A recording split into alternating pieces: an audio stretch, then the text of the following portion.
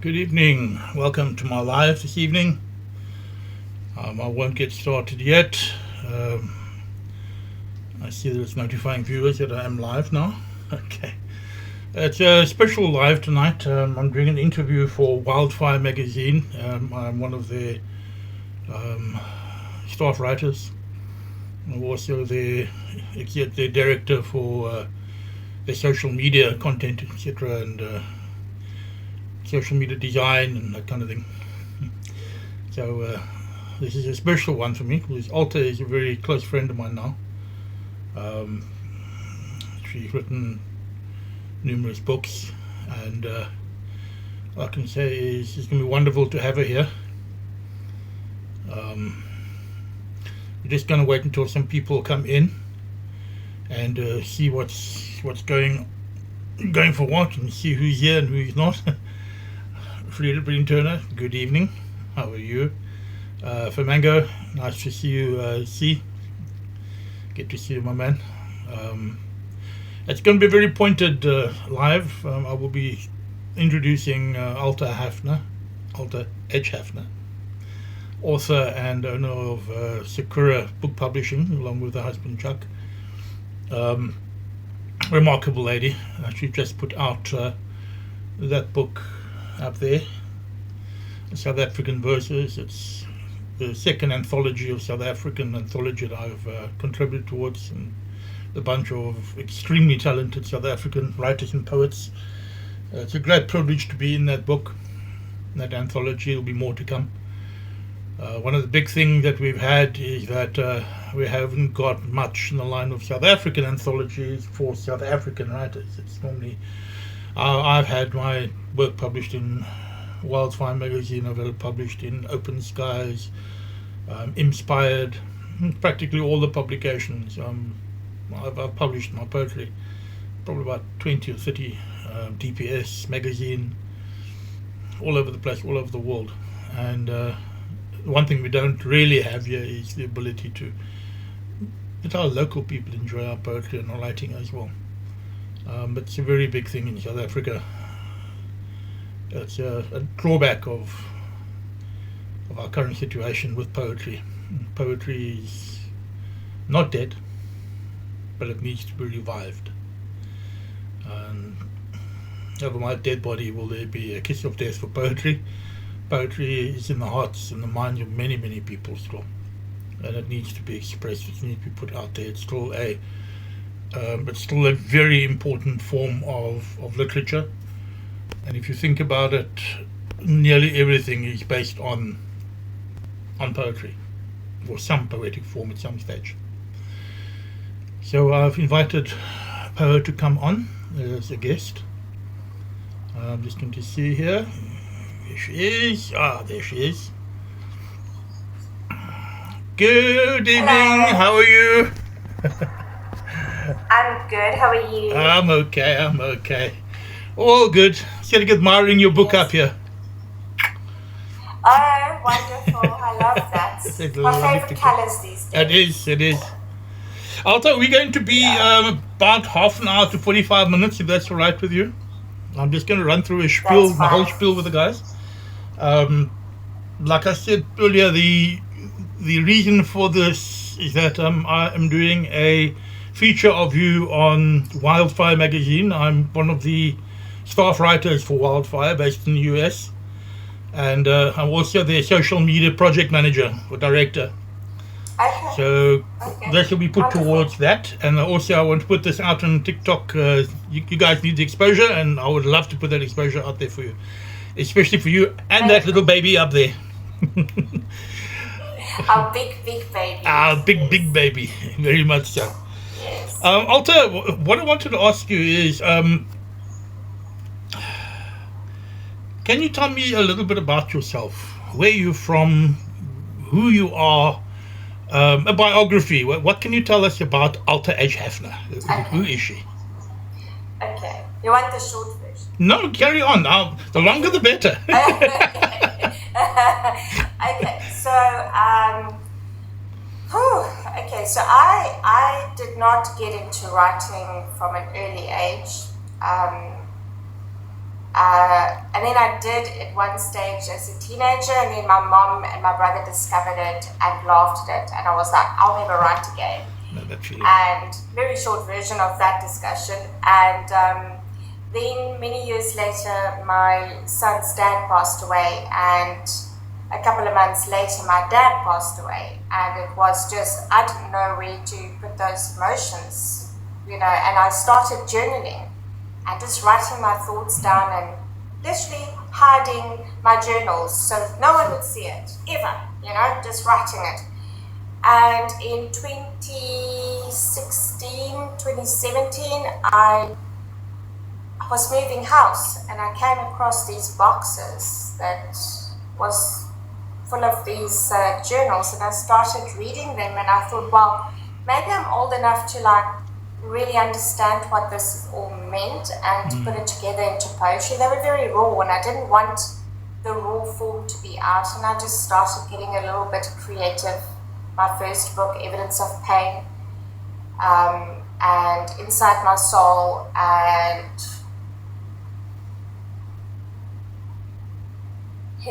something about his. Tears for Heaven, Tears from Heaven or something. My first 3 books was literally dealing with that pain, but not my dad's part of it, was just the one part of it. And of course I didn't think I would ever publish it, and then I did, after many attempts. You know what Amazon is like, and eventually I figured it out and got published. And but I still didn't know how does this work. I had no idea. And so for many years I kept on learning, I kept on making mistakes, and I'm so grateful for those mistakes, because that's why I can do what I do today. And anyway, long story short, then I stumbled across haiku and Japanese poetry, and I just fell in love. I fell in love with the form. It made me feel like I could be calm and still feel.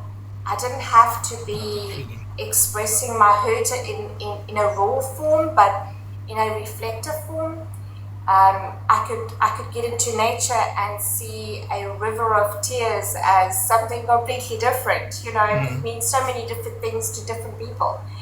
And then eventually, 2 years ago, I published my dad's book, Like an Eagle, and it was received so well, and that's when I kind of ended with the emotion, the dealing with all of that. And so for the last 2 years, I've just literally focused on the haiku side of it, and hansha, of course, which is and tanka, all the Japanese kind of forms. But you do write other poetry, yeah?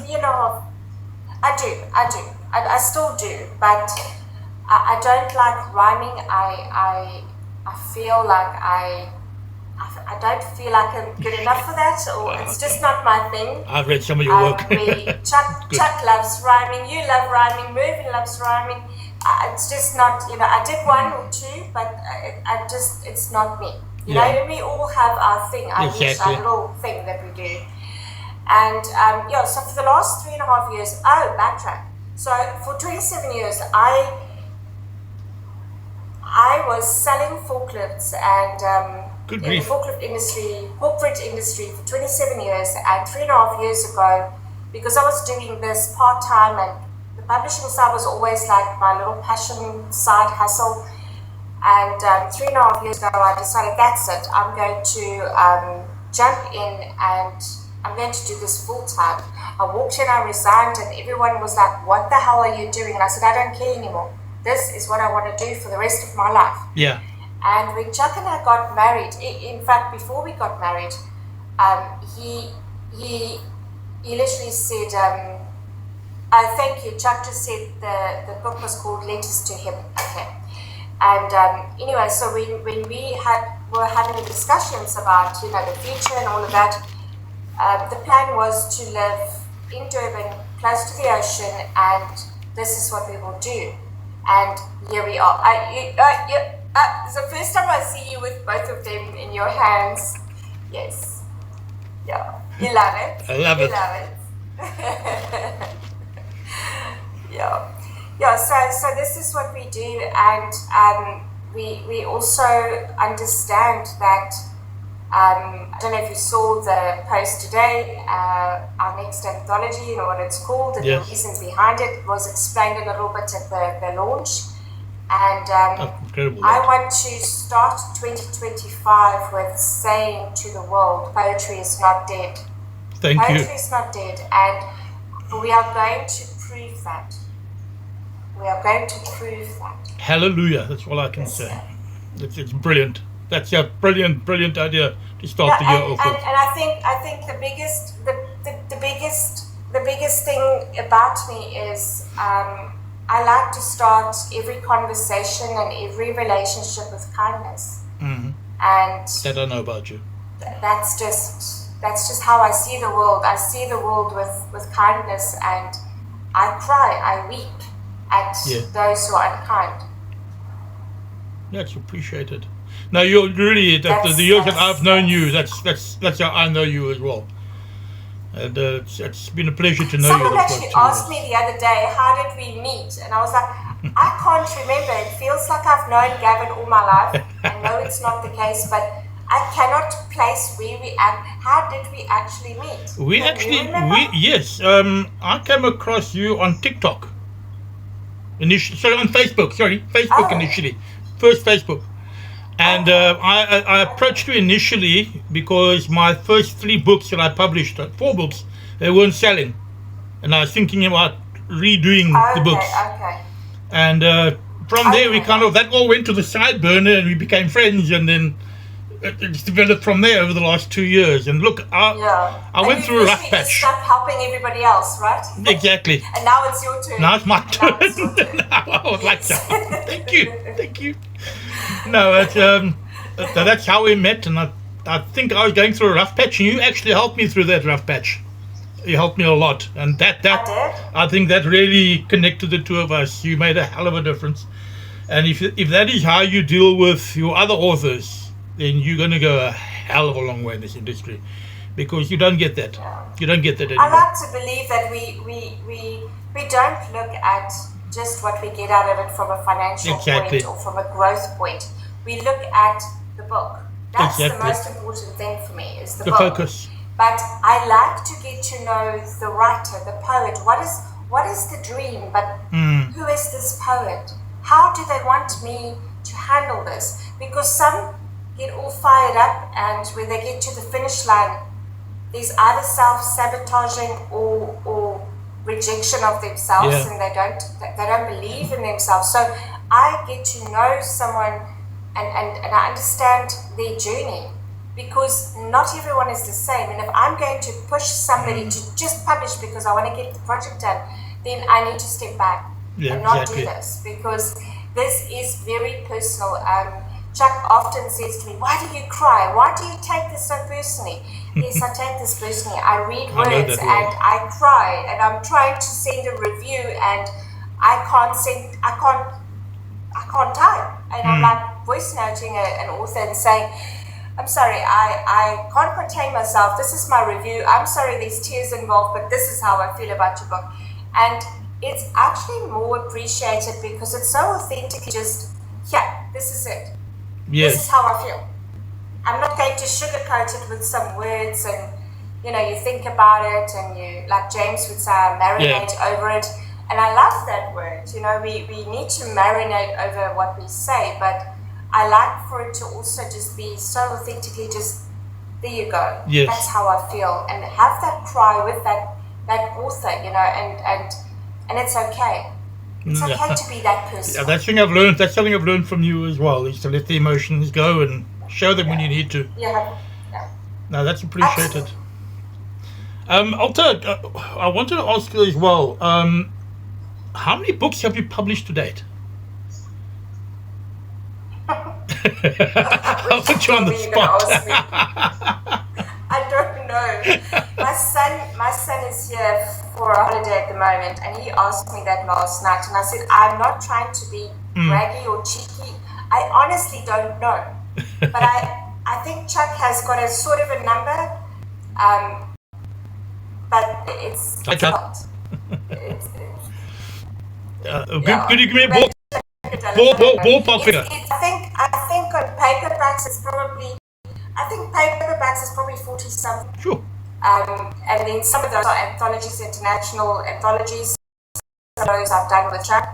I mean, Chuck alone, 3.5 years ago, after his first book, I was supposed to help him with one, and he now has 12 of his own books in 3.5 years. Wow. So. Good grief. Yeah. Chuck is saying around 50. I have around 50. It's 90% haiku in Japanese. Yeah, I've never really gone to the haiku and tanka And sagas. of course, this is. Yeah, but that too. I'm about halfway through it. I remember you wrote one once in a comment. Yes. I would never be able to write that amount of haikus. Seriously, I have a syllable deficit. I struggle to read syllables. Also, the South African verses. Always say haiku poets are crazy. No, I would say the rhyming poets are crazy. Haiku poets are crazy because we either look at us like this, or you look at us like this, or we go like this because we're counting syllables.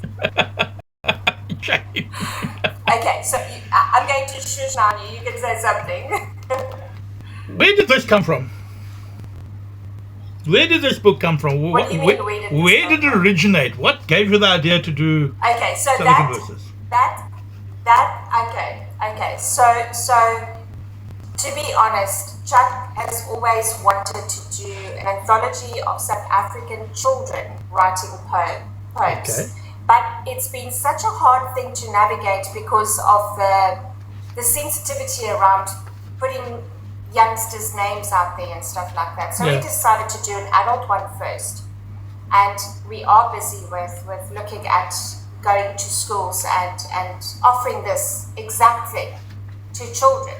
And the covers would literally be representing that school and their colours. Yes. And then with the South African flag on it, because we thought it would be a nice thing for the school as well. So South African Verses has been, I'm gonna cry. It's been a passion, we call it a passion project, something that is so close to my heart to be able to get poets, short story writers, storytellers, whatever you call yourself, to be in a book if you've never been in one before. And it's my way of coaching a new writer to appreciate their words while we are in the process.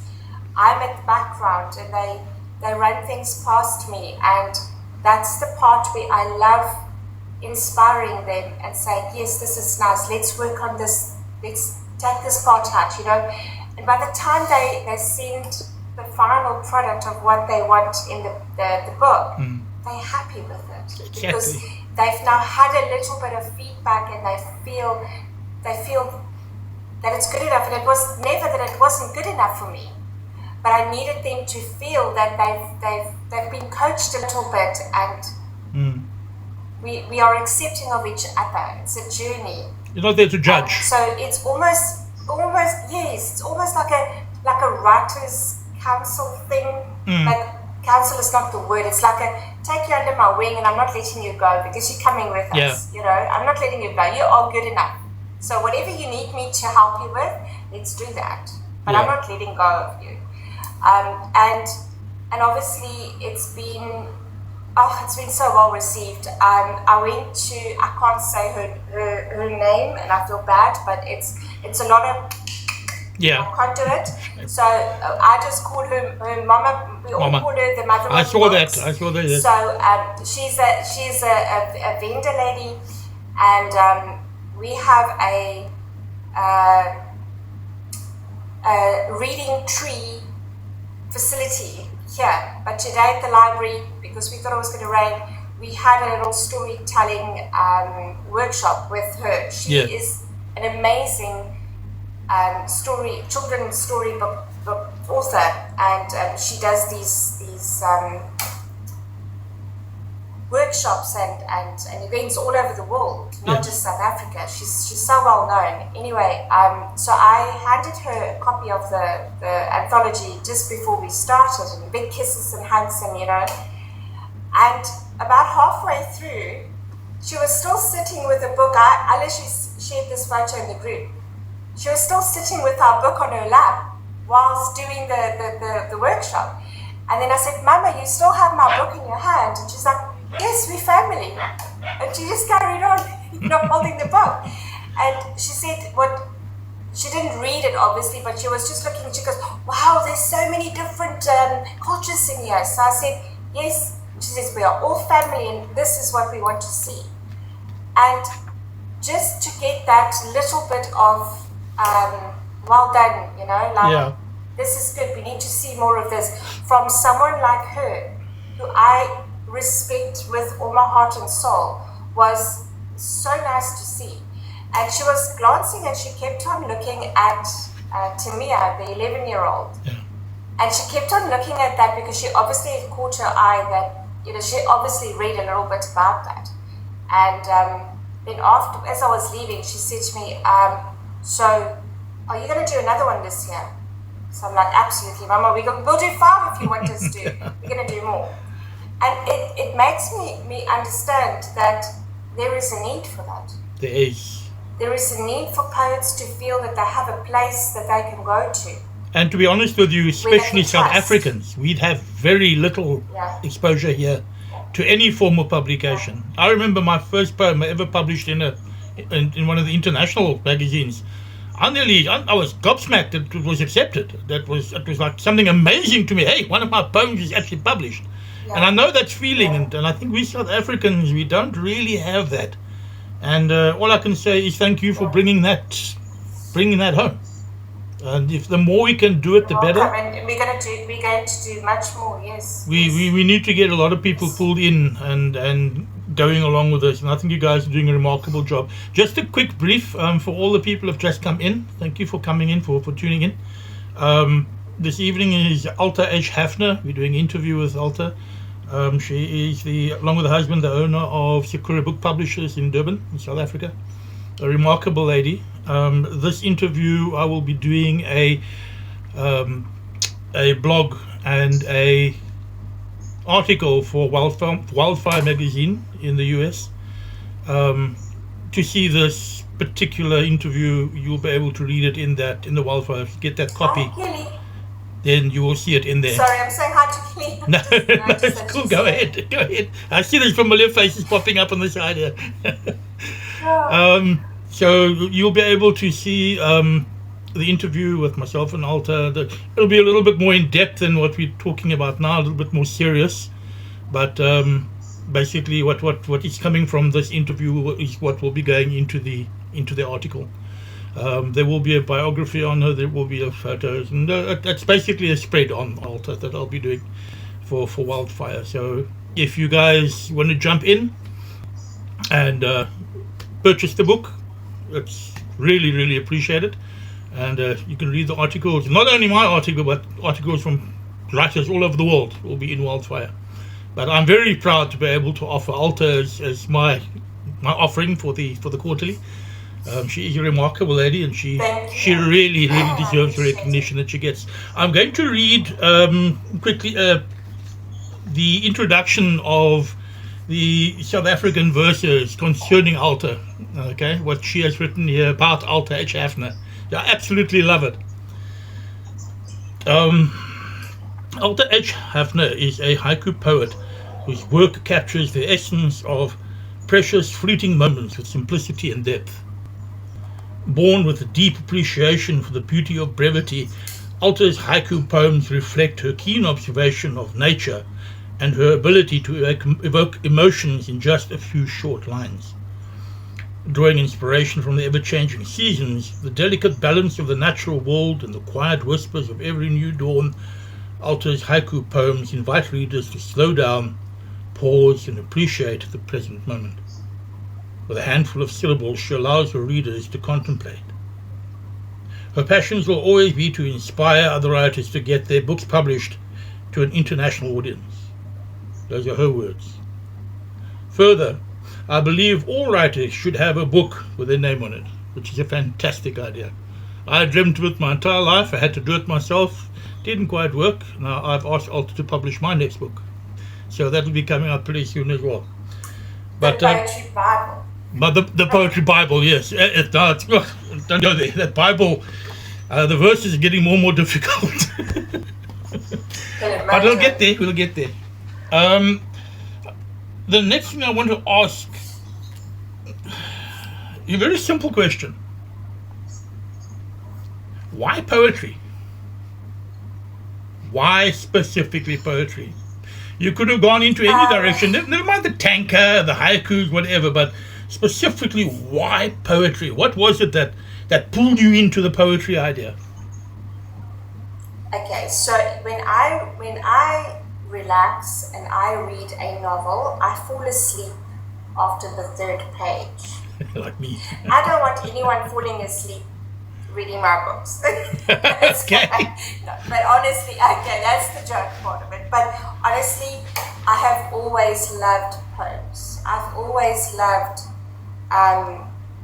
if you think of Poe, and if you ever want to know who, I was actually asked this today, so it's fresh in my mind.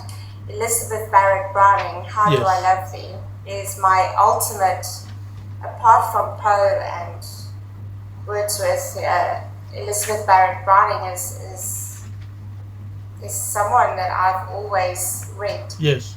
And Wordsworth and obviously Poe, and if we have to go spiritually deeper, my absolute, I could die for him and let him live again, is Pablo Neruda. Oh, yes. I mean, why did he have to die?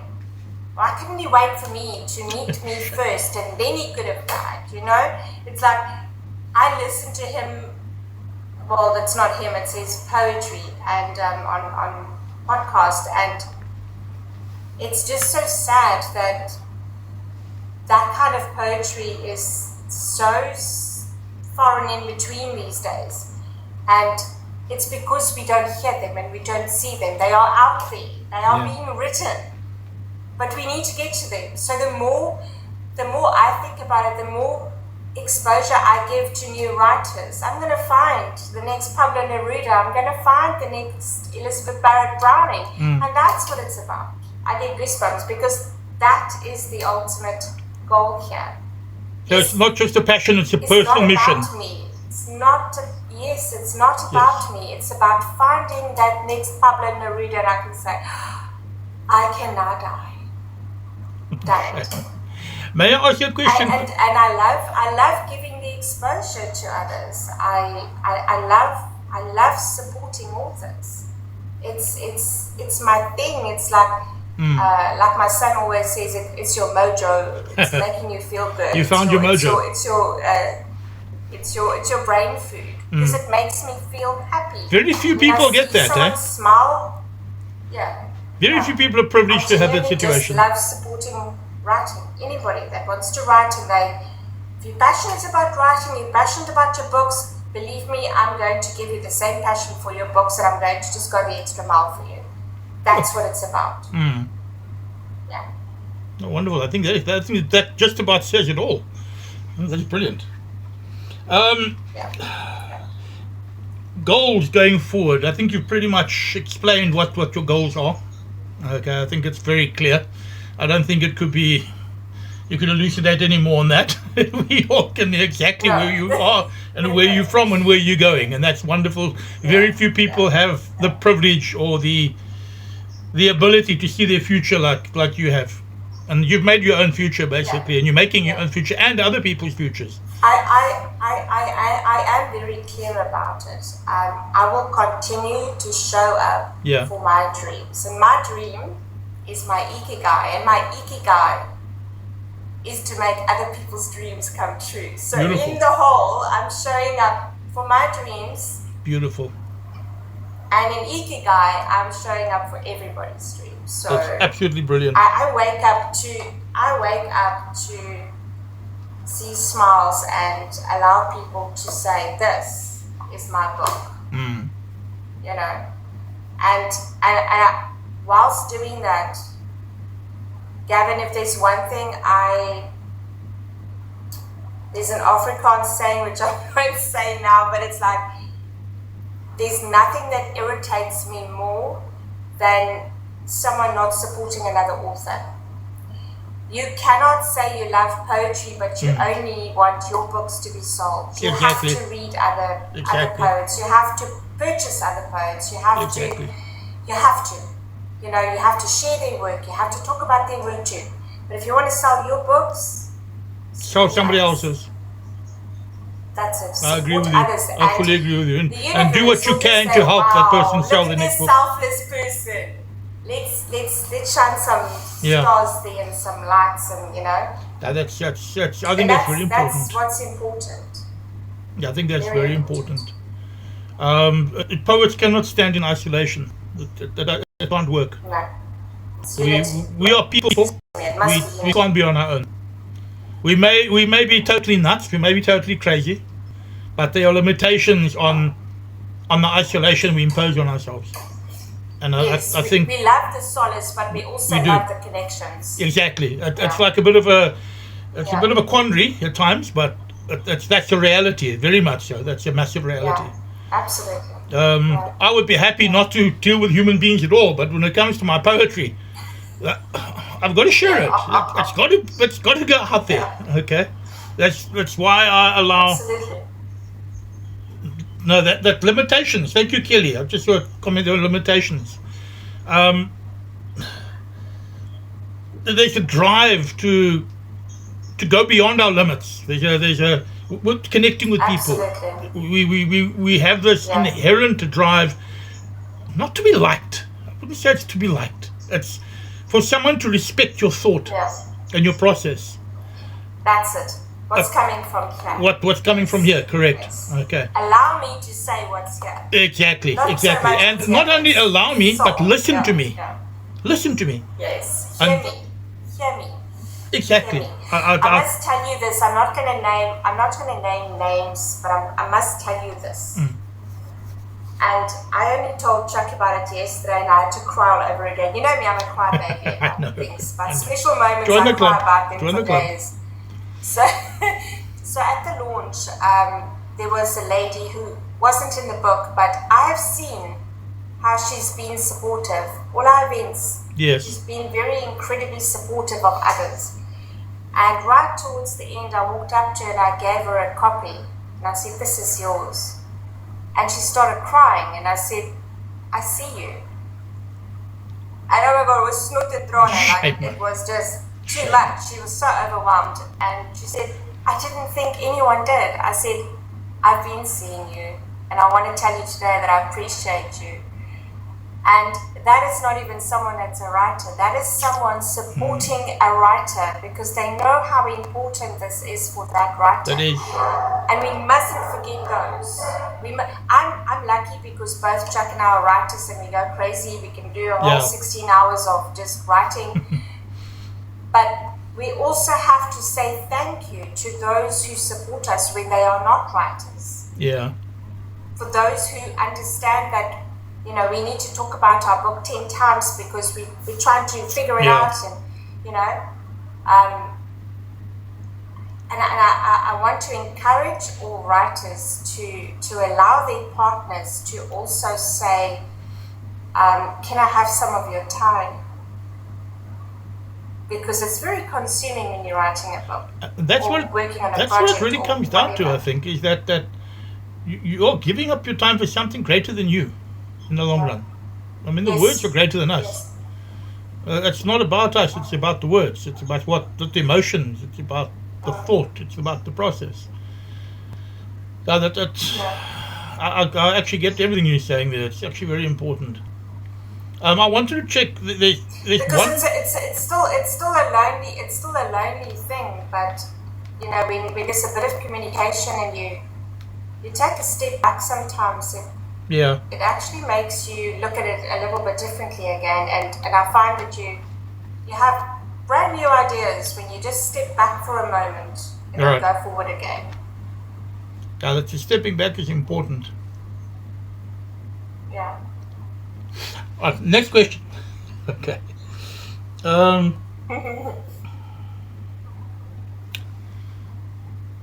If you had to do anything different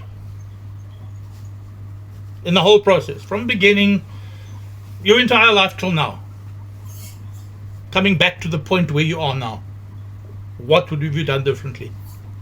It's a funny question, but I think it's a pertinent question. No, I'm so glad. No one ever asks me this question, so I'm so glad you asked this. I would not have wasted my 27 years in a corporate world that I hated every day. My life too. And once I realized that this is what I wanted to do, I would have left longer, well, like a long time ago, like much sooner than what I did. But on the whole, I am so grateful for the mistakes I've made. The mistakes, they're why important. I am who I am today. Yeah. A lot of us take those mistakes for granted. I always say to you, like Mervyn would say, I know, I trust you because you know what to do. And I'm like, Mervyn, you don't understand. I've had to make so many mistakes to get to this point where I know how to do this. Like a certain thing. Yeah. And that's what life is about. It's about the experiences, and it's about understanding that it's okay to make those mistakes or to fix something 10 times because the 11th time is correct. It's okay. I know that feeling. Because we now know, I know that feeling very well. And of course, the one thing that I did well, I think the best decision I ever made in the last month is employing Hector, our intern, because I keep everything close to my chest, and I don't delegate. I want to do everything myself. And I was heading for burnout. Yeah, that's you setting yourself up to fail. Has just, yes. I've been there. You set yourself up to fail. Oh my goodness! Like I just think something, and I'll have a message, and she'll say, "Have you done this?" I'm just gentle reminded to do this, and I'm like, "Oh gosh, I can't do without it." So that is also what I want to let everyone know, is that don't ever do this on your own. Just thinking you can do everything by yourself. I've tried. I tried that in business. I tried that in my personal life. In business, I've failed miserably. My personal life, I've failed miserably. You need time to say, today I'm going to have 2 naps and not just one. Today I'm going to wake up at 10 o'clock. Yeah. And I'm going to go to the beach at 12 o'clock for 2 hours, and you need that. You do. You need to regulate your time, your balance. You always use that word. You've got to find the balance. Yes. And that is something I'm actually learning to appreciate at my ripe old age. If you don't have balance, you've actually got nothing. It's setting you up for failure. Yeah. That's a fact. I used to always say my eldest son is a lawyer, but getting to that point, and studying, and he's a professional ice skater, and he's a gym freak, and full-time job on top of it. And I used to always say to him, you end up getting sick because you're not taking breaks. That's your body telling you, I'm going to force you to take a break, And he reminded me of that the other day when I said to him, I'm exhausted. And he said, Mom, you've been saying exhausted for a couple of days. Don't you take your own advice? I was like, wow, okay. Yeah, I got told that the other day too, don't worry. I got told that the other day as well. Working till 12 o'clock at night and trying to get things done and not pacing myself. And I'm starting to unlearn that habit. I think you're like me. We work so well when everyone is sleeping. Yes, and it's not only that. I love working when the world is asleep. It is, because everything's so quiet that you can micro-focus. And there's nothing to distract you, and I'm a bit of a... No interruptions. Yeah, I'm a laser beam. Once I get focused on something, you got to really switch me off to get me off it. And that's my biggest fault. It's a very big fault of mine. And it basically led to my burnout a couple of times. I'm starting to learn now at my ripe old age. Yeah, and we know this. We know it, but we don't take our own advice. Yeah. We taste it every time. Alta, I'm going to wrap this up. Thank you very much for coming on. I am going to, however, close. Thank you for having me. I'm going to end up by reading A Poet's Wish by your good friend James N. McManus, if that's okay with you. Yes, he is our Superior Book Publishing USA partner. Remarkable poet. I've been reading some of his work. Dear friend, he specifically wrote that for all of us. Yeah, that's a remarkable poem. That's why I want to read it. I think the next time I send you a package, I'm going to include one of these books. I really appreciate it. His writing's beautiful. He is brilliant. He is brilliant. This poem is called A Poet's Wish, or titled A Poet's Wish, and it's out of South African Verses, available through most booksellers. Wherever books are sold. Oh, wherever books are sold. There you've got it. There you've got it.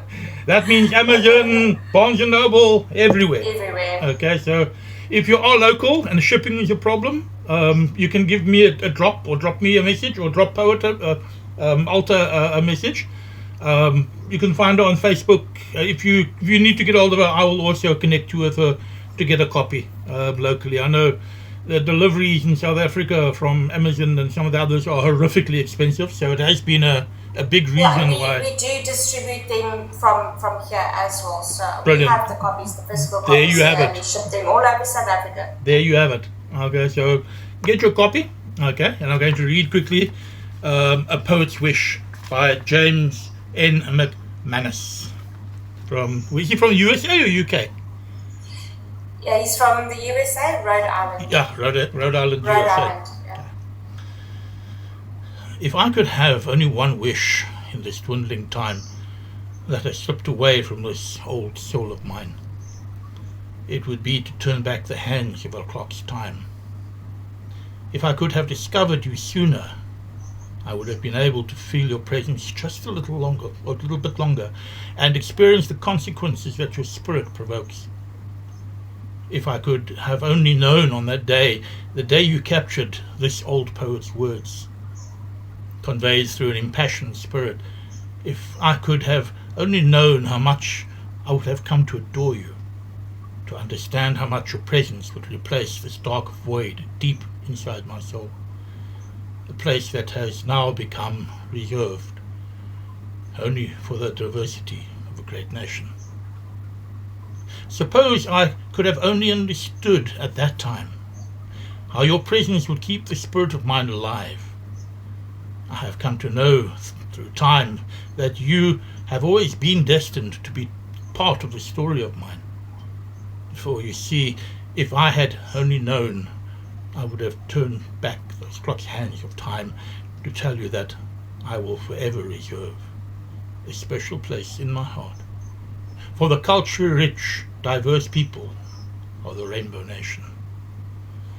That wraps up the South African dream so nicely. I really appreciate that. If I can tell you the little bit behind that is that when I published his first book, Travels,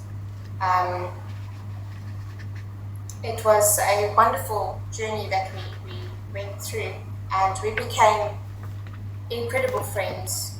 And with his second book, Poetry from Afar, we did things a little differently. And I then said to him the one day, how would you like to be in a bookstore in South Africa? And how would you like to go to the Durban International Book Fair with us? And he's like, unbelievable, no way. So they'll never allow it. This will never. These books are in exclusive books, and he went and he relaunched both those books at the Durban International Book Fair. Now the last one, last year. Good grief. And he was live at the book fair, interviewed by Simi Pillay, yes. Good grief. Yeah, so that is also, he's got such a love for what we've done for him that he's not been able to have this kind of love for his work. And everybody from South Africa, I mean, we once had a friend of mine I went from Durban with Travels, his book Travels. I went from Durban, flew to Joburg. Yeah. Met with my friend. They were going to Thailand for a week. So I gave him a copy of Travels, And of course, we documented the whole thing, okay, to do Right. content. Yes, we are crazy. And then they went to Thailand, and on the last day on the beach, the last day there, they literally ran onto the beach, and there was an aeroplane going overhead, and they were holding travels.